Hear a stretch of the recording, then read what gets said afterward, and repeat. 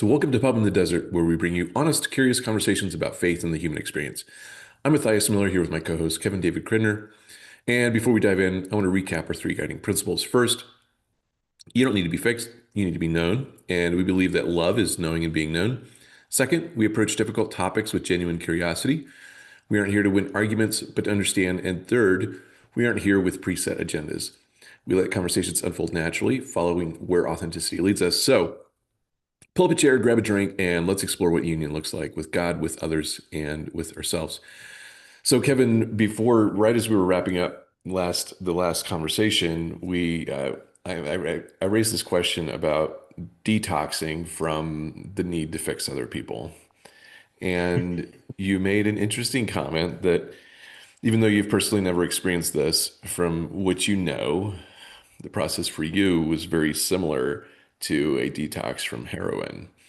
And you can't just leave a statement hanging out there in the open like that. Wow. Yeah. Um, just to affirm, I have no idea what that's like. But from the people I've worked with who have been detoxing, not just heroin, but from drug in general, any drug, um, it's like walking through hell. How they would describe it. Um, there's an isolation, there's loneliness, there's um, uh, a regret, some bitterness, resentment. It's all the things all at once.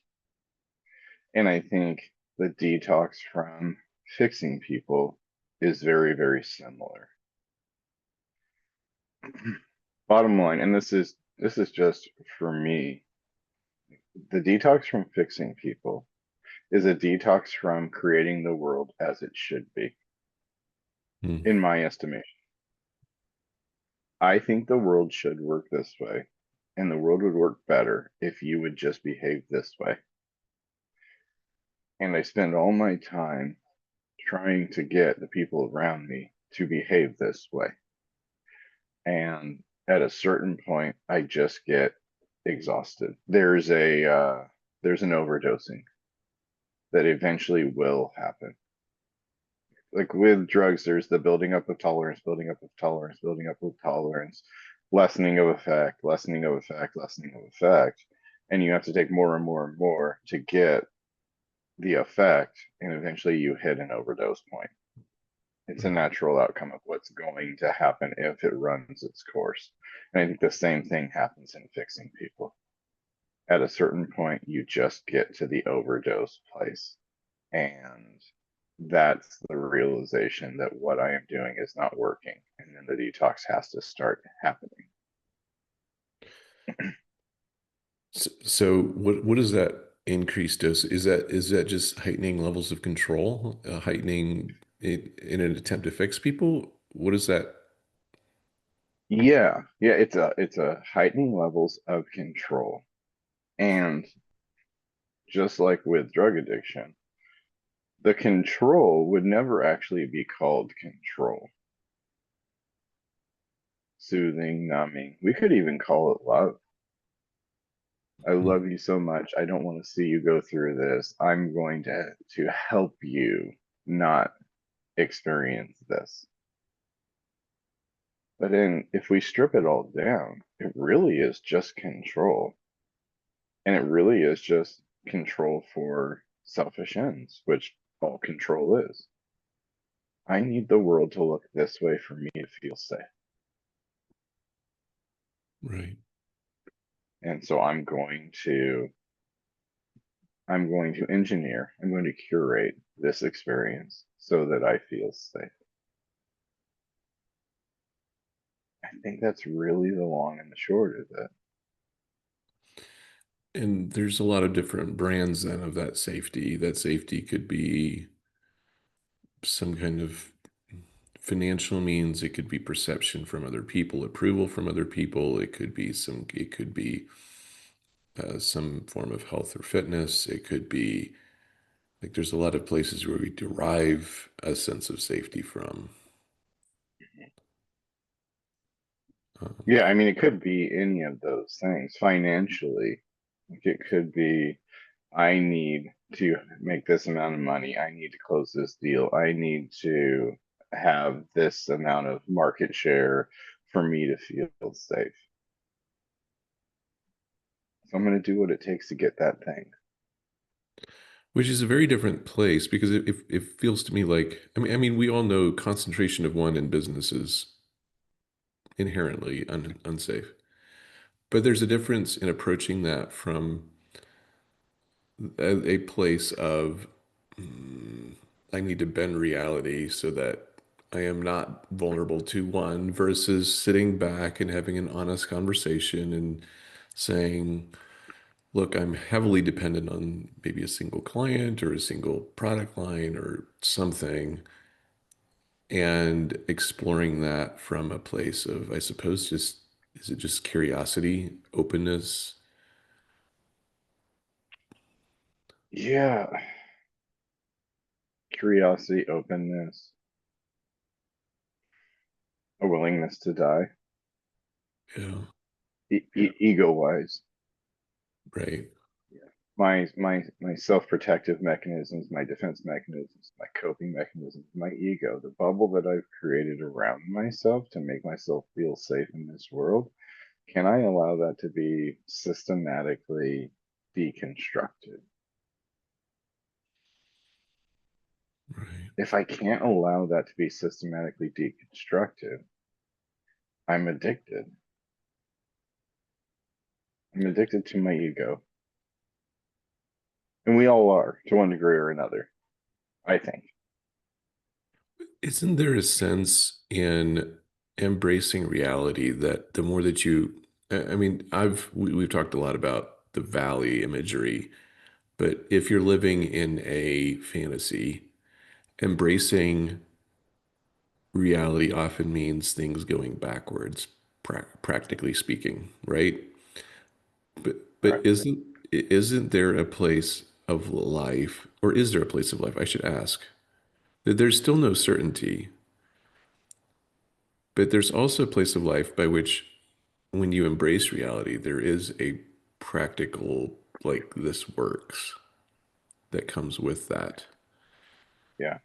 And so, how do you discern when you're in this journey? Hopefully, this isn't too complicated of a question, but how do you discern when you're in this journey whether you're in this place of something working because you've just embraced reality, you've aligned yourself to it, and with the understanding that time, seasons, things change. Like there's very little that's truly permanent. And I mean, there's human nature is a longstanding, seems to be a fairly strong constant. But as far as there's a lot in our world that's non-constant, very ephemeral. How do you know whether you're finding whether you've just aligned yourself with something that works or whether you're finding comfort in a false sense of security? Does the question make sense? It does. It does. And I guess the first thing that pops into mind as you ask it is, how do you define works? Because it's a very subjective term. Does works mean I feel comfortable? I feel safe? Like, is it truly subjective works, or is it objective? Is it works for me, or is it works for all of creation?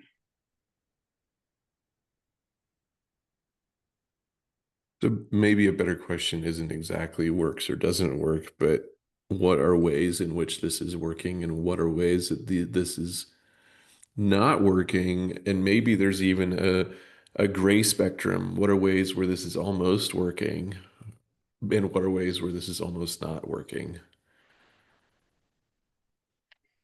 Yeah, I feel like the dividing line comes down to the concept of we versus me, union versus self-interest. If what I mean by works is we as being created, not that it's fully formed and it's constantly there, but is there a we being created? Is union being created? Is togetherness? Is oneness? Is cooperation? Is communion happening? Or is division happening? Maybe that's one of the markers that we're looking for. Is greater community happening? Hmm. Or is this more and more me? I think of, you know, influencers or the speaker on the speaker circuit whose brand is them. This is the content I create. This is the message I'm delivering. I think it's such an incredibly lonely place to be. Like, is a community truly being created? Are my, God forbid, if I'm an influencer, are the people who are following me, is it really a community or is it a cult? Hmm. There's that subtle difference, right? Is it about this charismatic figurehead and what he or she says and the trends that he or she are creating? Or is it about we? And maybe that's a number of videos that I've seen recently about pastors who have been in ministry for years and have become disenchanted with the whole process of what it means to be a pastor. And as I listen to them, what I hear them say over and over again is it's about the brand, it's about the business, it's about the corporation, it's about the me at the head of the corporation, and it's not about we. And every single one of them, and there's probably 10 to 15 I've heard over the last week or watched, and all of them are saying the same thing. It became increasingly about me, and that made me really, really uncomfortable. And I walked away because I wanted we. In that position as a pastor, if people are looking at you to fix them somehow, some way, the burden of that just becomes too much. And understandably so. Not their job. And Yeah. I come back to that. It's about, if it's about me, there's gonna be an addiction. There's gonna be an overdose. There's gonna be have to be a detox. It's just the natural course of things. I've recently had to really wrestle with, and actually my tax advisor challenged me on this, and there's a lot of people sell all kinds of lofty ideals of being an influencer, being a business leader, being all of those things. And she took on a very hands-on role as a fractional COO for a company, I believe. And she didn't fully disclose the numbers. She was very well paid for the engagement, but challenged the assumption that like there's sometimes such a disdain towards getting your hands dirty, and like, can you not just be the expert? Can you not just be whatever, be the influencer? Can you, versus getting your hands dirty, getting in the trenches, fixing problems, working alongside other people, straightening things out. And I think one of the two observations that I have is that one, it is like, just to your point, one of the best ways to form we is through working side by side. Um, and also one of the best ways to cultivate forward progress. It's shocking to me how many companies and how many businesses struggle with literally getting things done. Like Right. the problem is not lack of ideas. The problem isn't, it's just, I mean, sometimes it's knowing the right thing to do. Sometimes they're just off doing something that really is not going to help at all. Um, but then it's shocking to me how often the issue is just literally doing the thing. Right. And go ahead. Isn't there like a force or a pressure that almost drives you away from the thing? Like, I was set out to do this. Like, this is what my business is about. And in the beginning, really passionate, really good at it, really focused with your energy. And as it gets bigger and bigger and bigger, it's like draws you away from the thing. There's a Yeah. force or a pressure. Like to your point of getting things done, like that's the actual issue. Like, and there's some seems to be a power or a force or an energy, whatever you want, however you want to characterize it, that pushes you away from doing the thing. When I can hypothesize about a few things. I think there's an inverse of the Peter Principle. Peter Principle says that people are often promoted past their level of competence.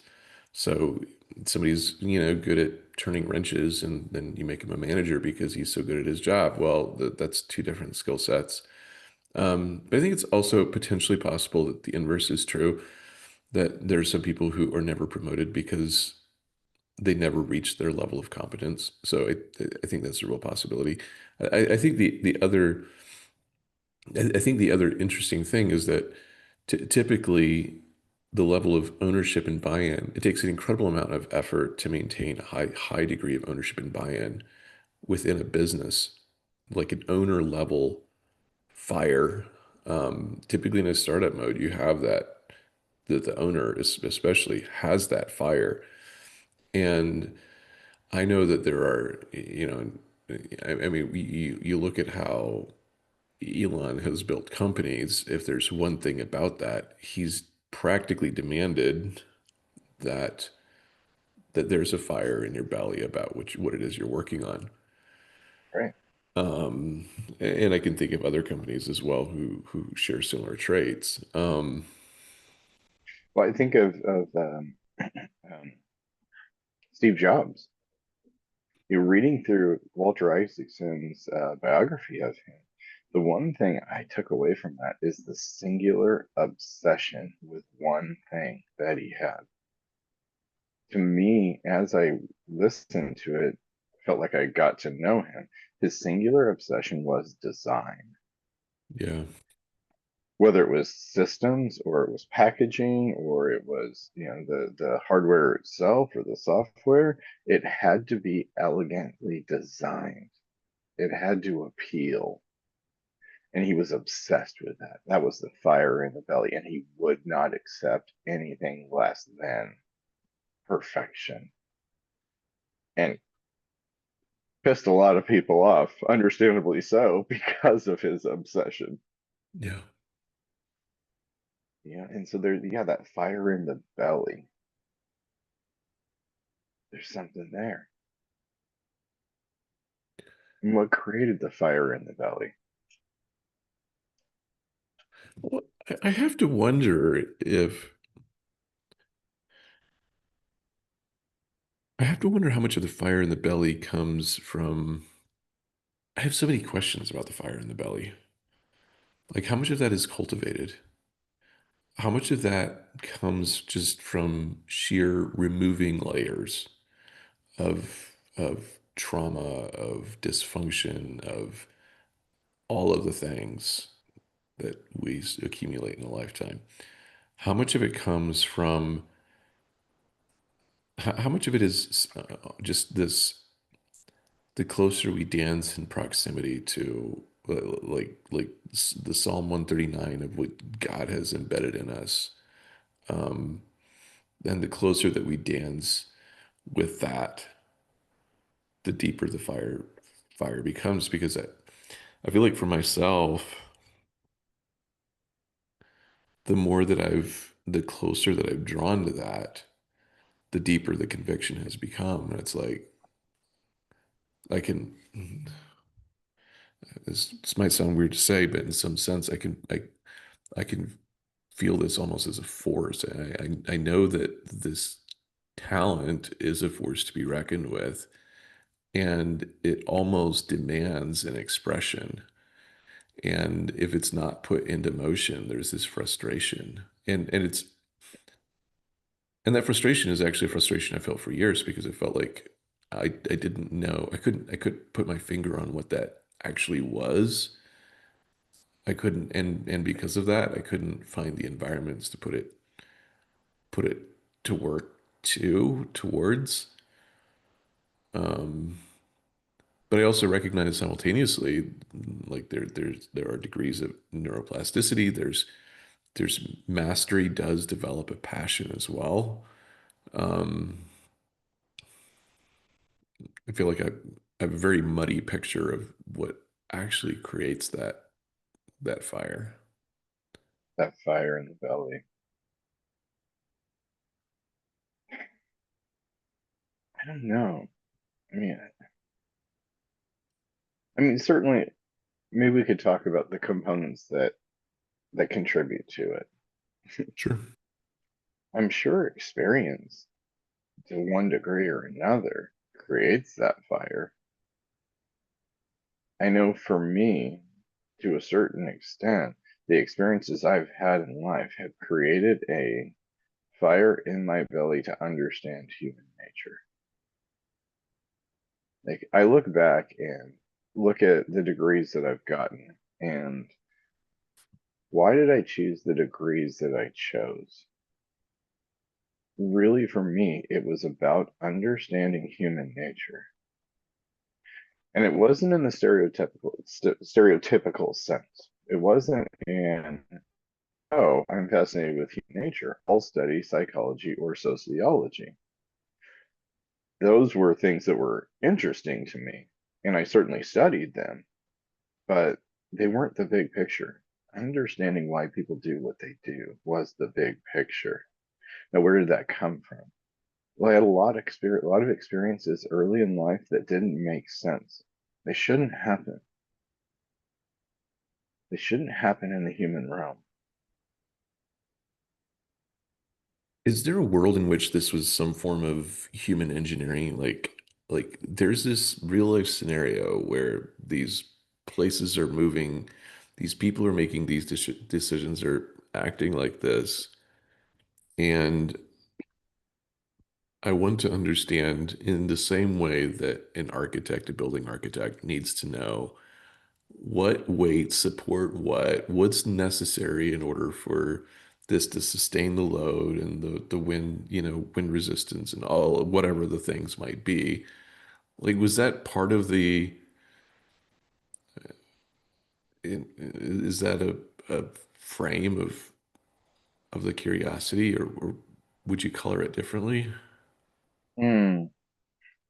If I understand what you're asking, like, is that part of the plan? Like, is that part of the world that God set in place? Or, No, I'm saying, was that your curiosity? Like, it's like, can I oh, reverse well, look at these human situations I have around me? How do I reverse engineer what possibly might have led these people to come to these conclusions, or to these actions? I can only speak for myself on this. In the beginning, it was not a curiosity, it was a survival tactic. Like, I have to understand why people do what they do so I can keep myself safe from people doing what they do. Like that in the beginning, that's what it was. And it lasted that way for decades. My curiosity about human nature was about protecting myself from human beings. Yeah, and was that from human beings taking advantage of you, or human beings just being random and unpredictable and disrupting your world? Or if you don't want to answer that, it's fine. I'm just Yeah, yeah, right. No, it was about protecting myself from human beings because I had some very painful experiences of being used, of being betrayed, of being abused, of being all of these things. And I didn't like that. And I'm not saying this was a conscious decision. This was completely and utterly subconscious. Like, looking back on it now, like, I can see what I was doing, but like, I was not aware of it at the time. It was protect myself from the world. It was the formation of my ego.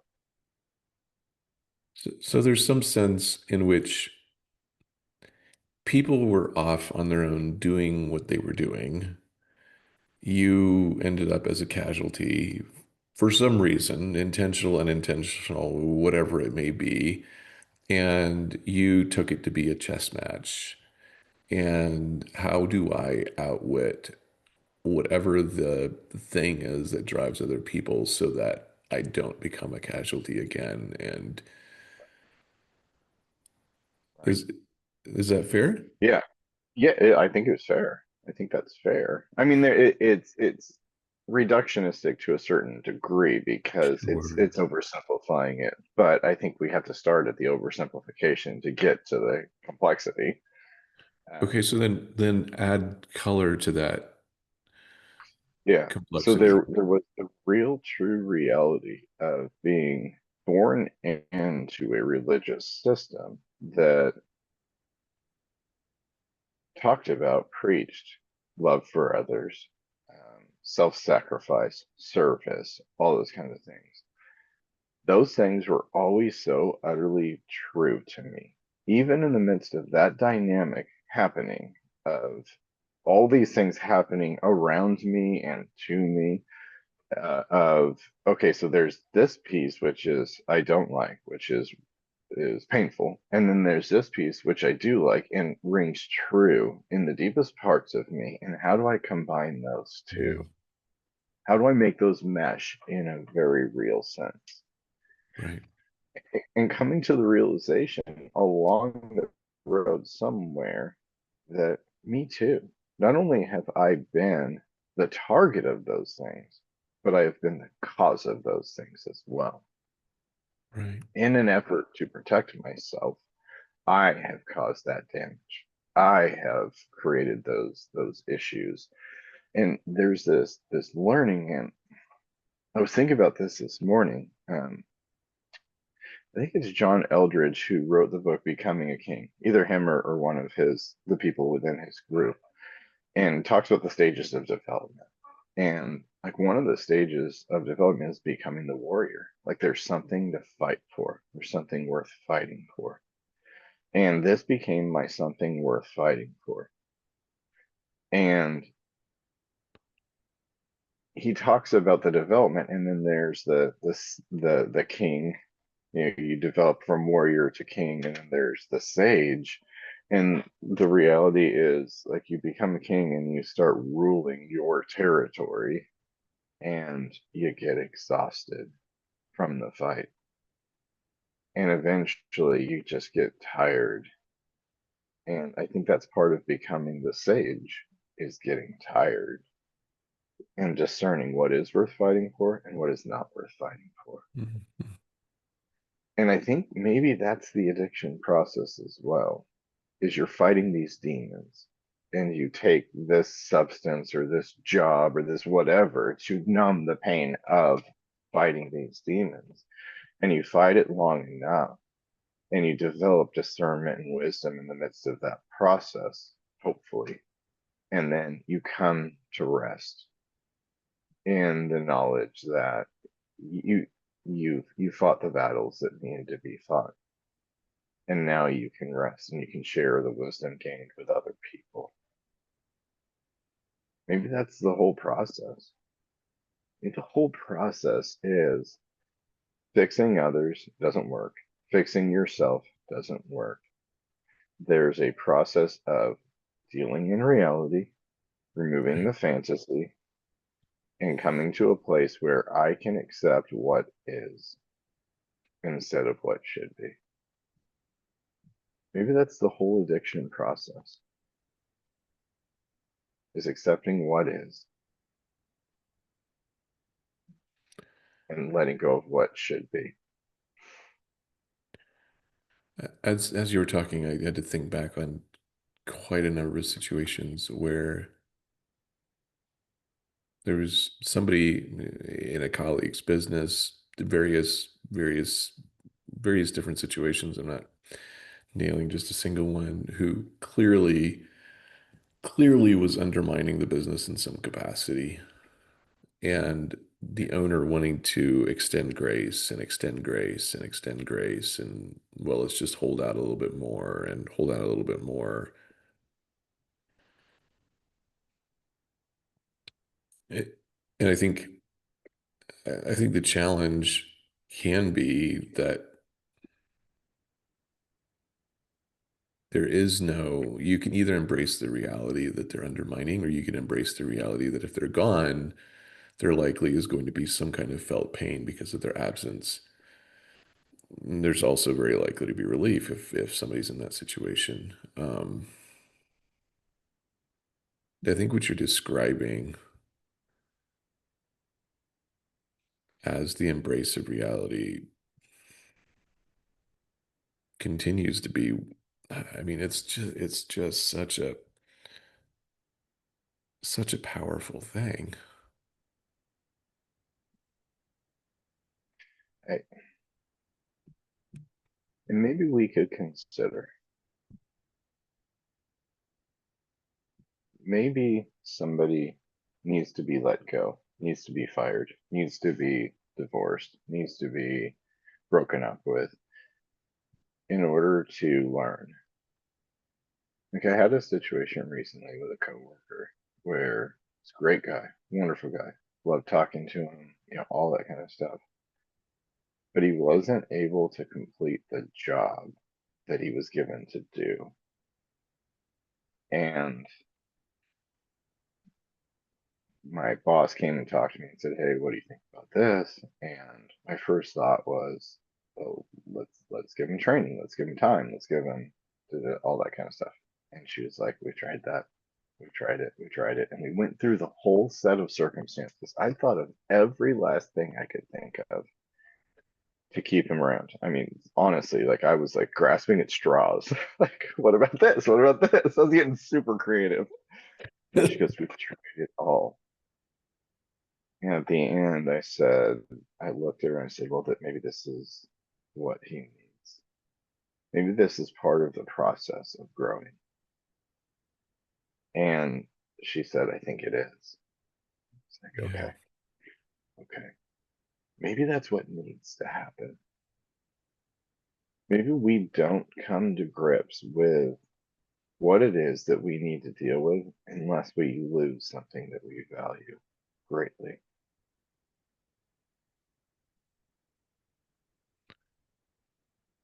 I think sometimes the compassion arises when we understand people coming from difficult places, and when we ourselves have come from a difficult place in some capacity, and we have this fear. I'm not saying this is universal. I'm just saying this is one of the possible reasons. And so we have this fear of adding more pain to pain. And but to your point, I mean, first of all, I have a colleague of mine who says that he's like, I don't get paid enough to be God for other people. Like, I can't do that. There's one Jesus Yeah, last time I checked. Um, I'm not their savior. right, And also, not everybody wants to or is willing to look at the pain, the existing pain as it is. It might be at a tolerable level that they bury it, not functioning well, but they avoid it. yeah, And maybe that really is what's required for them to reach a level of pain to get their attention to actually start dealing with the real root right, behind it all. right. This image pops into mind, and I think it aligns here. You can tell me, but like if we look at the last week of Jesus's life as kind of a metaphor, as an allegory, as an analogy, you have him really upsetting the religious leaders in Jerusalem, really upsetting them. He goes into the power center and he starts shuffling the furniture around, and that really upsets people. um, then he's on trial, and then he's tortured, and then he walks the Via Dolorosa with everybody, mocking him, throwing things at, all that, all the horrific nature of that. And he gets to the cross, and he's on the cross. What if that is a metaphor for what it's like to be a human being? But what if when we're on our cross, metaphorically, all we're trying to do is fix the wounds of the that are caused by the cross, by the crucifixion, trying to heal those wounds while on the cross instead of dying. We never have a transcendent experience of dying, and walking through the cross to the other side, to the resurrection. We never die to self because we're so busy preserving self. Mm. And I've had this experience over the last 6 months, probably 5 or 6 people that I've worked with struggling with panic attacks, real legitimate panic attacks, physical effects, everything that goes with it. And I started to see that the panic attack happens on the cross and the self perfecting that happens on the cross, trying to avoid the death. Because there's this tension, there's this, you've been led here. This is the reality of the situation, but we're pretending like that reality doesn't exist. And we're trying to put makeup over the scars on our hands and our feet. And we're trying to pretty up the lashes on our back. And we're doing all these things. And it doesn't matter whether it's self inflicted or outside inflicted, it doesn't matter. The wounds are the same. And we're trying to perfect that. And we avoid the transcendent experience of dying and walking through the cross to the other side. And if that won't cause a complete malfunction in our neural circuitry, I don't know what will. Because that's what a panic attack is an overloading of the neural circuitry. This is too much for me to handle, and I just start having these physical effects around it. What if that's the reality of a panic attack? Mm. Is the refusal to die, the insistence on keeping the ego in place, the not being honest with what I'm experiencing. Wow. What if that's the reality of it? I suspect it is. For me personally, and then for those I've seen, not only over the last 6 months, but the entirety of my career, and I was completely blind to it, was just helping them cover up the wounds and soothe the pain and all that kind of stuff. I'm starting to see like it's the self-perfecting that happens in that moment that causes the panic attack, the refusal to die. Talk about an addiction. Like the truest, most painful, most powerful human addiction is to the ego. These other addictions we talk about, alcohol, drugs, sex, money, whatever, these are attempted solutions Right. to Right. soothe the ego. The true addiction is to the ego.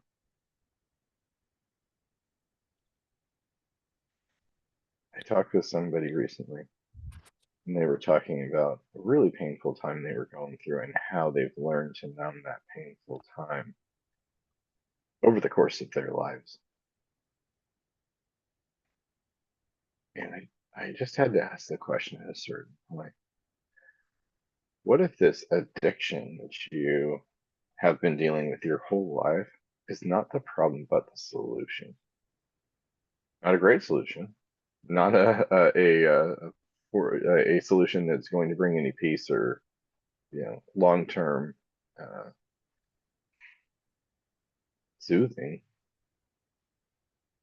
but a short term fix to the bigger problem, which is the prevalence of the ego. Mhm. If that's the case, what if that whole, what we talked about, the detoxing from fixing others, is just about dying to self? Yeah. And part of this is a retraining of the instinct rather than reaching to X, Y, or Z, whatever it may be for soothing, to reach for the Father, to reach for human connection, in the middle of crisis, in the middle of pain. Um, Well, even the reaching for the Father in the midst of it can be an ego manifestation. mm, It can be, take this away now. right. What if that's not the point? What if that's not what he wants?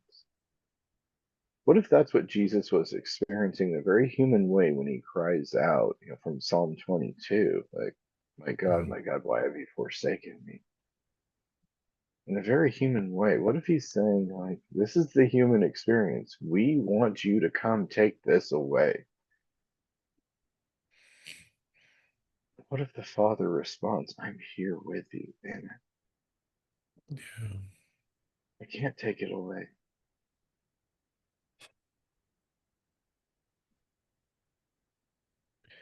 And then it begs the question of what, because Jesus' experience certainly seems to be one of, so we know the Father was present. That's obvious. It seems very, very clear that his experience, Jesus didn't experience that. It wasn't a felt reality at the moment. It seemed very much like a faith embrace at that point. Right. And Is it a so, sense to feel abandoned? hmm,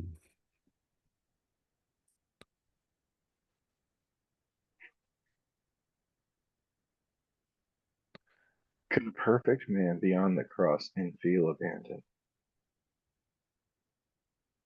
Every one of his friends had gone. Everybody who was around him hated him and wanted him to die. hmm, People are gambling for his clothes. Mockingly, they put a sign above his head, the King of the Jews. In a very Roman power move, this is what happens to kings in the Roman Empire. Could a perfect man feel abandoned on the cross and have that not be a sin? when you actually stop to think about it, you think of how humans are wired neurologically. It feels very much like a point in which, from every perspective, he's finally, after all the miracles, after everything that's happened, he finally bumps up against the very real hard limits of finite humanity. Like, I am neurologically wired for connection, and the people who've been closest to me are have abandoned me. People have turned against me. And if you want to take everything else out and just look at how we're, again, like, being a little repetitive here, but look at how we're wired. Like, is that not, how can that not be what you would experience? How could it not be? Here's one of the fascinating things that doesn't happen. I've thought about this often, it just popped in my head right now. What Jesus doesn't say is look out into the crowd and go, after all I've done for you. He doesn't say that. This is how you treat me after all I've done for you. Right. He doesn't play the martyr. Why? He had every right to. The miracles, the healings, all these things. He had every right to say, this is how you treat me after all I've done for you. He doesn't. He's not a victim. He refuses to play the victim card. Well, there's 100 great, snarky, sarcastic comebacks to physician heal thyself, right? Like, I mean, Right. Like, plus he's God, so right. that's very There true. is, I don't know if they have them where you're at, but around here, there's these billboards that have started popping up. And the one that's closest to my house says Jesus is not God or was not God. You're being led down a path, something. And there's like four of them because I was fascinated. Like, who put these up? What's it's some organization. They've got four billboards and they put them up, I think, around the country. I don't know. But anyways, Jesus is not God, that kind of stuff. And so you see this like this power and this power struggle in our world. Was Jesus God? Mm, You said, he's God. He could do it. Like, but there's even this power struggle around, was he God? You can't say Jesus did not claim to be God right. because he did. John even says it in the opening book of his gospel. But like there's this power struggle around it. There's this chipping away at the truth. And I know I'm going on a little bit of a tangent, but this billboard popped up in my mind. I'm just but like there's this power struggle around the truth. Right. What is actually true? And so we live in a world where we're encouraged to fantasize, to live in the world as it should be. And the gospel is calling us back to union, back to reality, back to truth. And so no wonder there is such tension in our world.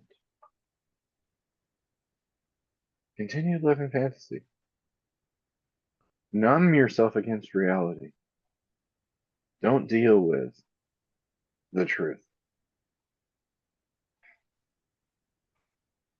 And then you have this example of this man suffering all these things and standing on the truth and dying for it. Mm, Man,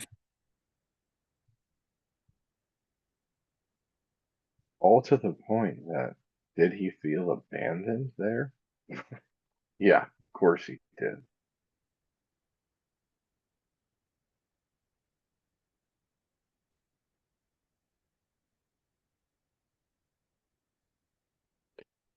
I lost your audio. I'm not sure.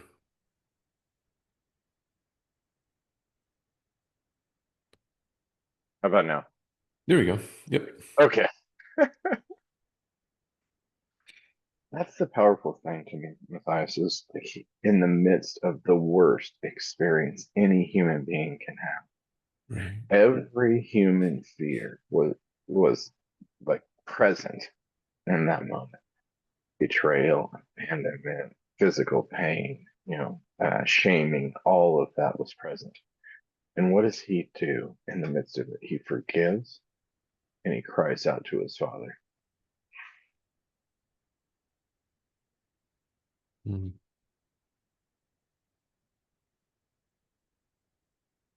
You really want to talk about the best addiction program? It really is as simple as that. Forgive and cry out to your father.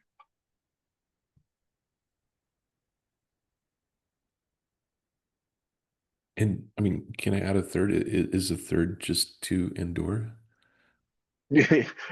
Certainly, yes. Probably the foundation all of that is built on. Forgive, cry out to your father as you're enduring the pain you're experiencing. Yeah, endure. Yeah, there's no quick And fix here.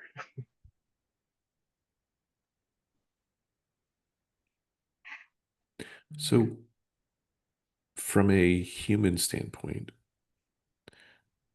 how do you cope when the pressure cooker is turned so high that the I mean, it's okay. You can be in a situation where you're in a checkout line and the cashier's a little curt with you and things get a little uncomfortable and you walk away. Easy. What about the places where you're smack dab in the middle of a very emotionally charged situation? And like, is this a matter of building resilience in that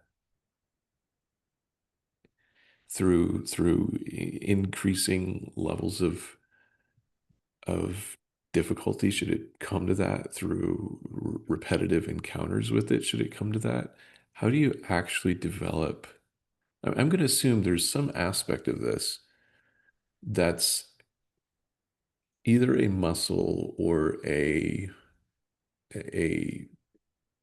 continual crushing of the ego. Like it's a process. I hate to use the word mastery, but in some sense, there's a process of growth, at least Become, becoming. yeah. Well, that's sanctification, right? That's discipleship. That's what the Sermon on the Mount is about. That's what the Beatitudes are about, is get to this place where you're poor in spirit, where you're meek. Like life is going to give you the opportunity to get to this place, to destroy your ego. Will you accept it with humility? But with the definition we talked about a few times ago, as humility is the desire to learn, will you learn from it or will you keep reinforcing those walls? Some of the most tragic cases I've ever experienced, either read about or experienced myself in my work, have been those who refuse to allow the ego to be destroyed, and they just keep reinforcing it and reinforcing it and reinforcing it. Yeah. So, yeah, there is a resilience, I believe. There's a strength that's gained, and I think scripture talks about it continually in the humbling.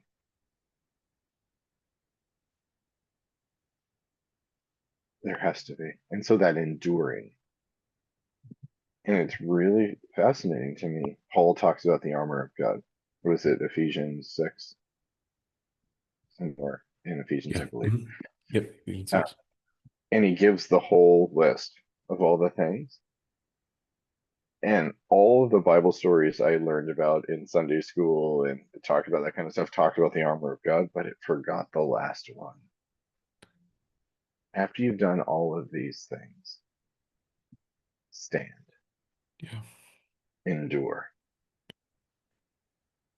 We don't want to talk about that one because putting on all those pieces of armor is going to protect me. I'm never going to be uncomfortable. Why did Paul add stand at the end then?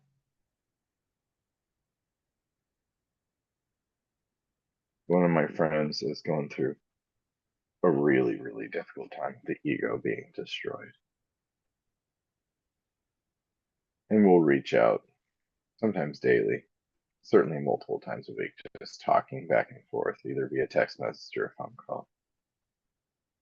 And one of the common themes in the midst of it is stand, stand. Nothing you can do about this. There is no changing these circumstances. He is actually doing boldly, bravely, recklessly, carelessly. He is following what God has led him to do. I'm utterly convinced of it. And yet, there is a hurricane swirling around him. What do you do in that? But stand.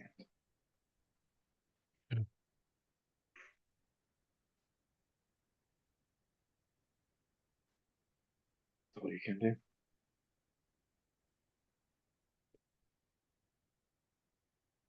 Stand and allow your Father to be who He is.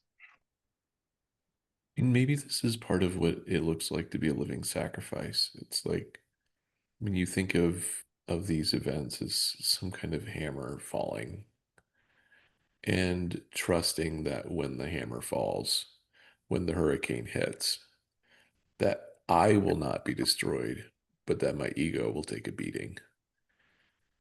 And And maybe with some of this, there's this surrender to a pass fail kind of thinking and just recognize that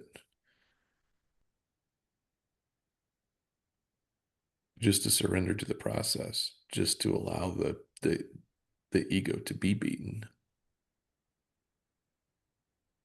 Yeah. Yeah, that whole pass fail mindset. At this stage of my life, here and now, the metaphor being I'm going in for a test. I know that I'm going to fail that test. I know. No doubt in my mind whatsoever. And I'm cool with that. And I know that whatever happens in that test, that the Father is with me. Yeah. And I'm going to do my best to listen to what he's telling me to do and follow what he's asking me to do. And somehow, some way, I passed that test because of that simple fact.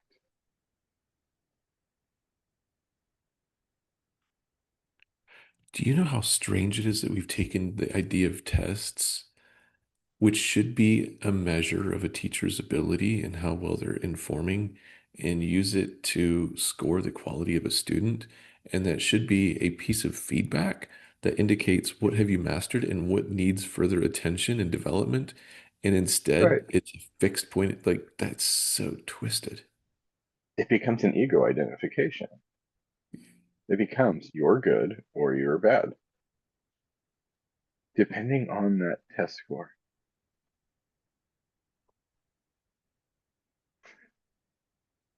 What?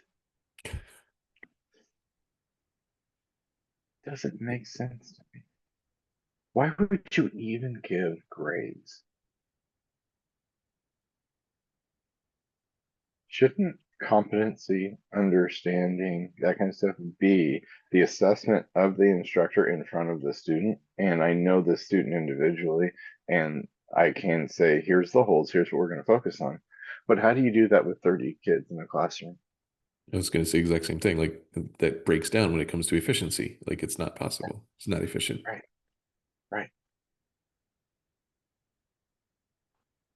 I got into this conversation with one of my lecture classes recently, and I asked, should compulsory education be a part of our educational system?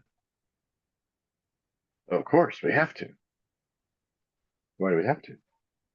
The populace needs to be educated. Is the populace educated? We've had it for hundreds of years. Is the populace educated? Considering how effective the media is, I mean, do Oh, we the have to say populace is more? educated, just not by the Fair. educational system. That's very true. And you have to question the quality and the veracity of the education. But Right, right. Doesn't it strike against free will? You're going to force somebody to be educated who doesn't want to be.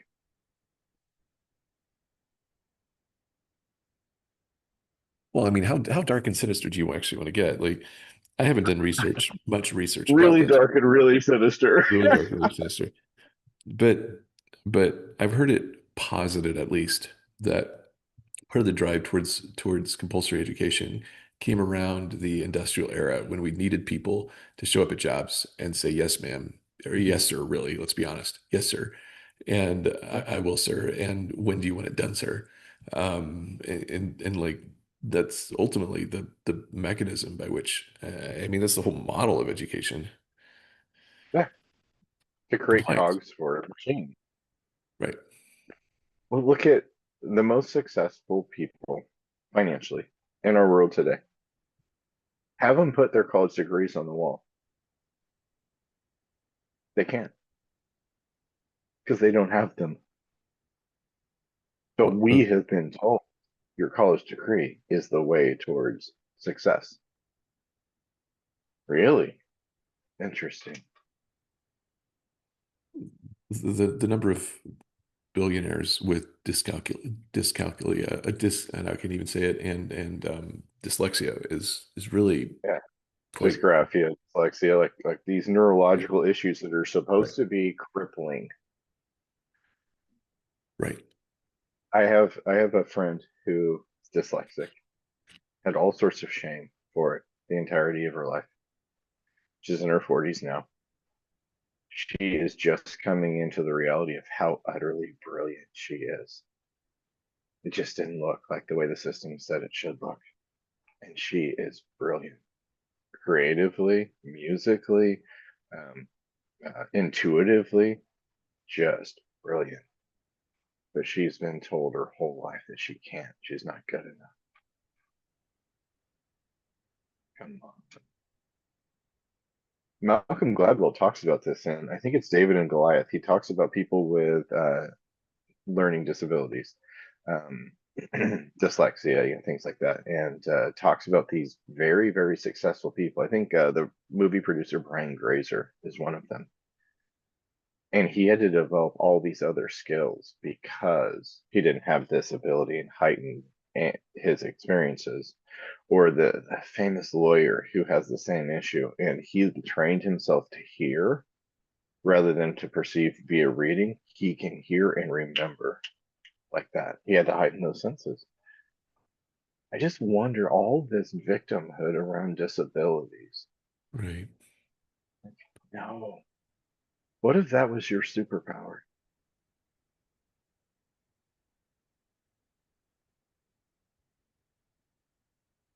It's all centered an obsessive attention to lack, and I mean there's so much to be said for resourcefulness and just putting to use what you have. And I mean, much of the ego building that we do is centered around some kind of perceived gap that whatever we have at our disposal isn't enough. And so we need to become somebody else so that we can be enough, which leads to the heartbreaking disappointment that we can never be good enough at those things, compared to the people who actually are naturally good at those things, that have those skills at their disposal. And they completely dismiss the fact that if we would only be resourceful with what we have at our disposal, we could amplify them and use them very powerfully. Right, right. This is who I am. This is what I was born with. These are my gifts. These are my talents. These are the areas where I'm not as strong. Like the whole person. Like, can we develop that whole person? And maybe the whole addiction cycle is part of this conversation.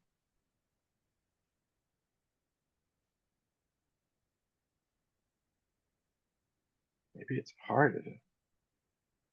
Maybe there is something fundamentally flawed in the system.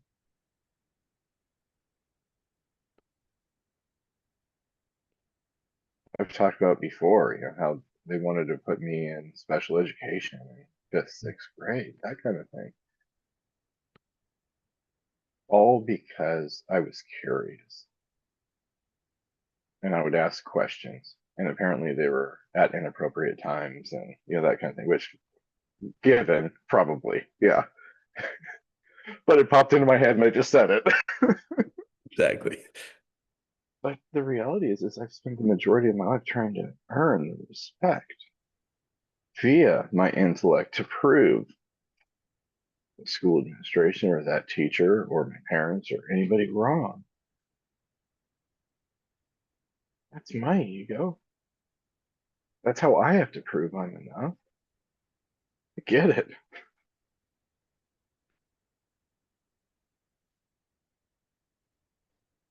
Maybe that's how addictions start.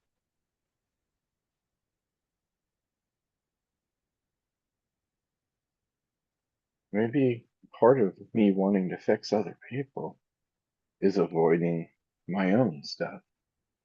Mm.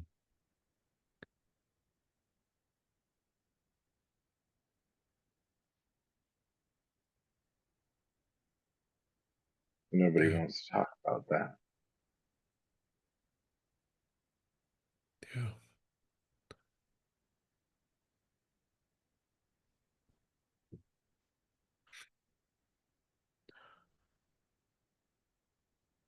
Have you seen any cases or any experiences where the simple embrace of these gifts or of these, you know, divergent learning styles, learning methods, thought processes, where embracing them yields a wholeness that actually diminishes their power?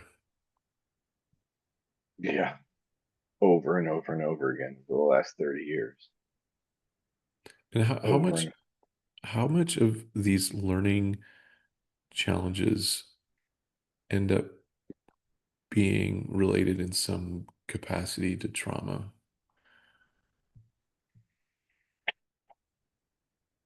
well, I think it depends on what you mean by trauma. It's become a buzzword Sure. in pop psychology in our world. To me, trauma is not about what happened, it's about what happened inside you in response to what happened Right. and never being known in that. So, by that definition, all of it, every last piece of it. But the danger comes in us identifying with our trauma. Right. This is who I am. I am my reactions and the shame cycle that's included in that and how I deal with that shame cycle. That's the danger. Other than this is what I have experienced, this was painful, and what can I learn from it? Can I be humble in front of it? That's the case. That's the key. So to make it, not to put words in your mouth, but to make it blatantly obvious what you're saying is that as we know and are known in how we've responded to events around us, and as we experience that, uh, we gain and increase our ability to think in deeper, more thorough, more comprehensive ways. We're able to see patterns where we shortcutted patterns before. We're able to understand cause and effect in ways that we missed it before. That there's a very clear line drawn between the knowing and being known in how we've experienced, how we perceived the world and our experiences, and our ability to think and process and engage and learn in the world. Right. Right. So does And I that, think, go ahead. sorry.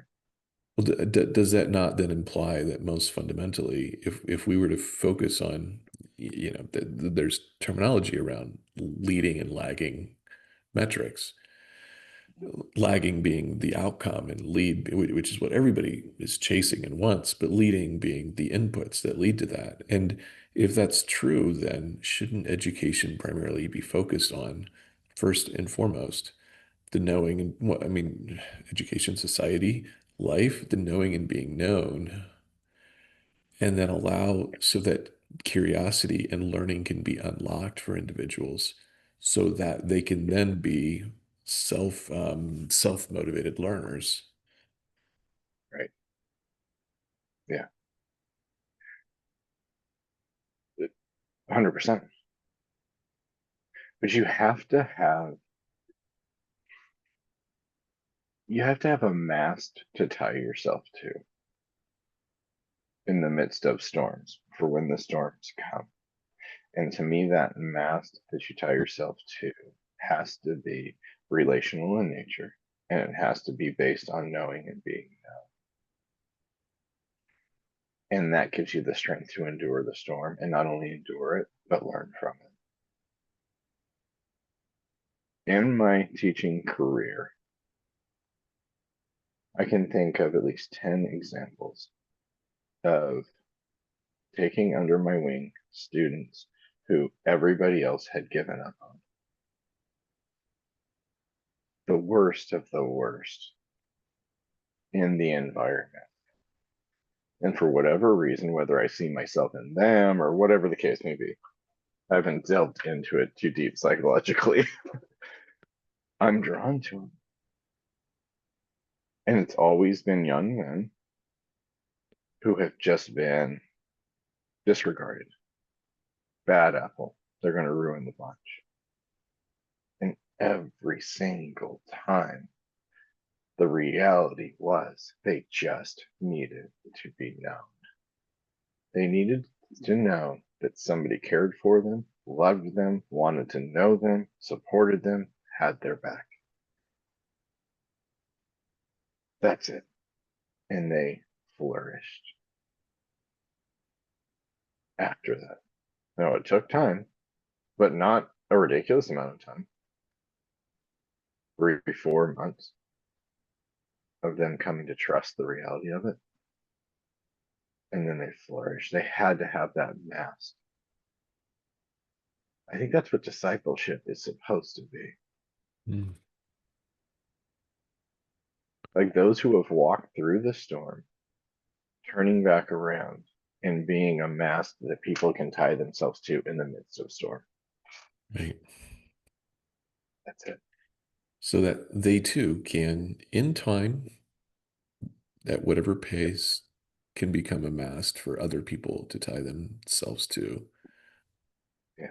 in other storms. And that is the process of discipleship. So, and I think this also ties back to another question I had based on the earlier conversation is when you talk about the panic attack at that moment of the choice between patching up the self versus dying. Um, the question that naturally follows to that is how. And I think you've given part of the answer here is it's through a relationship, through a mast that you can tie yourself to through the storm. Mm-hmm. Um, so And I think it's illustrated very clearly in Peter getting out of the boat and walking on the water. Jesus' only instruction is come, but keep your eyes on me. right, And sometimes allegorically, metaphorically, that person that's saying, come, keep your eyes on me, is the mast in the storm that I'm talking about, is the representation of Jesus in that moment, is the incarnate son there in front of us. right. I had this amazing conversation with this 18-year-old guy recently. So smart, so utterly intelligent, but has never been listened to or understood his entire life. And you can tell he's just screaming for it. No. And he stays after class. And he just started hanging around after class. Didn't ask him to stay. He was always made sure he was the last one who left. And I recognized he needed to say something. And he just kept saying over and over again, why won't they listen to me? Why won't they listen to me? Why won't they listen to me? And I looked at him at a certain point. I go, you've never been heard, have you? And tears in his eyes, this 18-year-old kid, all full of ego and, pretense and all that kind of stuff. Tears in his eyes. He looked at me and said, no, never. And I said, I'm here to listen to you. I want to hear what you have to say. And he sat down with his, just before lunch. He sat down, he put his lunch down, and he started to talk about what he needed to say. That was the moment. He was in the midst of the storm, and I don't pretend to know what the storm looked like. Still don't know. Maybe one day I will know. I don't know. I don't know. But he just needed somebody to hear what he had to say. He didn't need somebody to agree. He didn't need somebody to tell him he was wrong. He didn't need any of that. He just needed somebody to hear. And that kid started showing up random times in between classes, after school, started showing up. And sometimes he just wants to sit in the same room while I'm working. Okay, no problem. You're always welcome. That's what it looks like. And I'm not saying I developed this. I didn't at all. It's just been my life experience. When I needed somebody, when I needed a mass to tie myself to, God provided these people, these men, for me to just stand there and say, hey, I need somebody to hear me. Yeah. And they just heard me.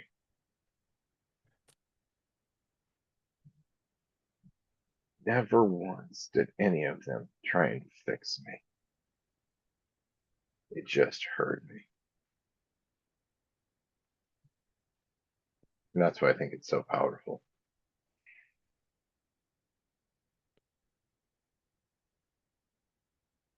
I think that's what becoming the hands and feet of Jesus looks like. What's it like to be you? I want to know, honestly. Not so I can fix it, but so I can know you.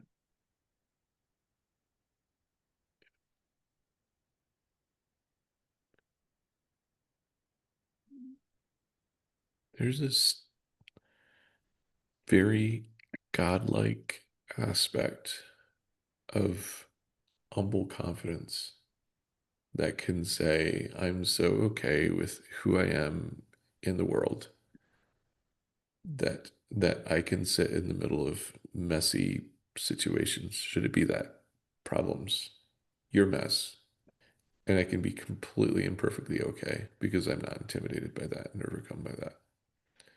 And is that not a reflection of God Himself? It has to be. Has to be. To be. Yeah. And I don't need to fix it either. I don't need to fix it. Maybe that's where most of our prayers go wrong. Our prayers are for God to fix it. And God, I feel like God is just like, no, I'm with you. I'm here with you. I want to hear it. I want to know you. I just don't think He wants to fix people. I think He's completely and utterly uninterested in fixing people. I think He's way more interested in knowing us, way more powerful.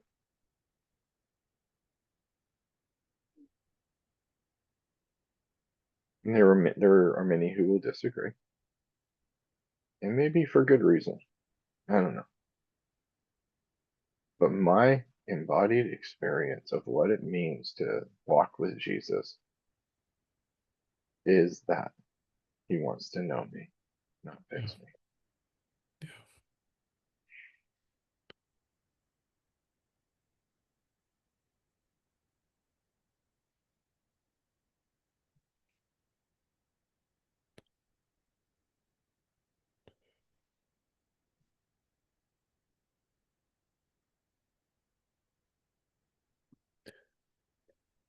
So we come back full circle. Isn't did you know? I'm just like we're just going to open this up again, one little bit, tiny little inch here, but um,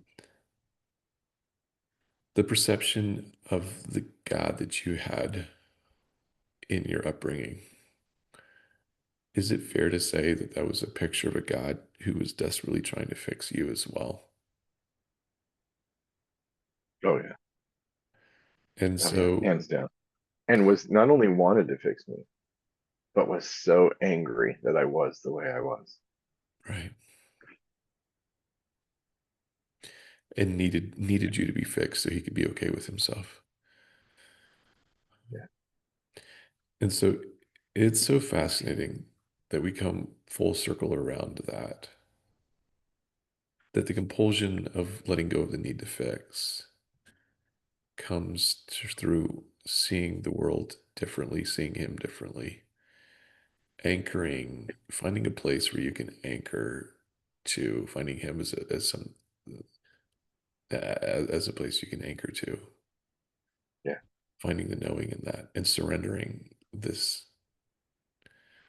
surrendering the understanding that you had that he needed you fixed, and accepting that. To me, that's a kind of a beautiful full circle moment right there. It is, and I'm absolutely utterly convinced that that's how God operates and how God feels, and I trust that with everything in me. And the hard part is that's not how human beings operate, and that's not how human beings feel. That's the hard part. I'm not going to create some Pollyanna version of what this life looks like. I'm not selling a self-help manual here. This isn't your best life now. This is discipleship. And it's beautiful, and it's painful, and it's Right. transcendent, and it's crucifying. It's all those things at once. But if there would not be an opposition between how God sees the world and how God operates and we do, there would be no need for a savior and no need for the gospel. Right, right. Yeah. There's this quote, and I'm going to butcher it, but from Friedrich Buechner. Like, essentially, this is life, and it's horrific, and it's beautiful, and it'll take everything from you, and it'll give everything to you. And, like, it's just, this is life. Yeah. Come to grips with the reality. This is life. It's not as it should be. I think we all have that spark inside us that recognizes that it's not as it should be. Right. And to come to grips with that, it's not as it should be,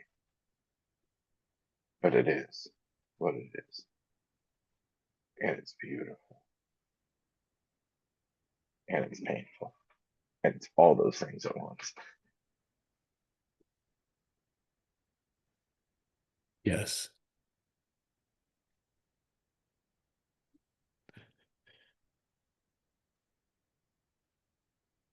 I think that's a great way to I there you go. Yes. My God, right? Exactly. Via Friedrich Buechner. Via Friedrich Wiener. All right. Well, Kevin, thank you for the great conversation. And um, once again, to all of you guys listening, thanks for joining us on this journey. We love hearing from you. You can follow us on all the platforms. You know where.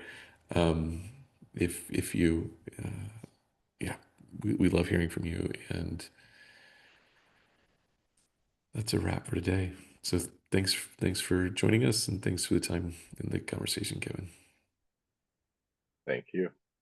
See you next time. Yep. See ya.